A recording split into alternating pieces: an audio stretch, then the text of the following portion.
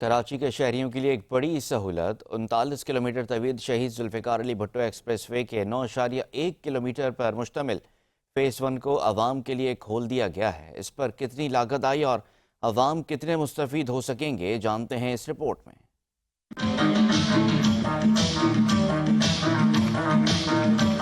State of the art project शाहराह भुट्टो का इफ्तिताह करके फेज 1 आवाम के लिए खोल दिया गया। 39 किलोमीटर तवील जुल्फ़िकार अली भुट्टो एक्सप्रेसवे के 9.1 किलोमीटर का फेज 1 कयूमाबाद से शाह फैसल कॉलोनी इंटरचेंज तक का हिस्सा आवाम के लिए खोला गया है।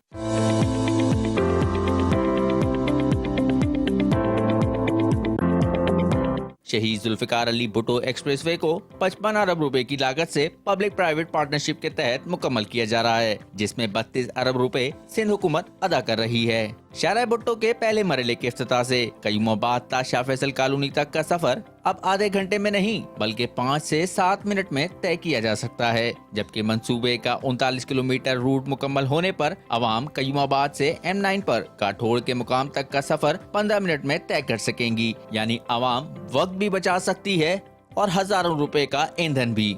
शहर में तरक्की का सफर जारी है, जिसके तहत जुल्फ़िकार अली भुट्टो एक्सप्रेसवे का आज इफ्तिताह कर दिया गया है।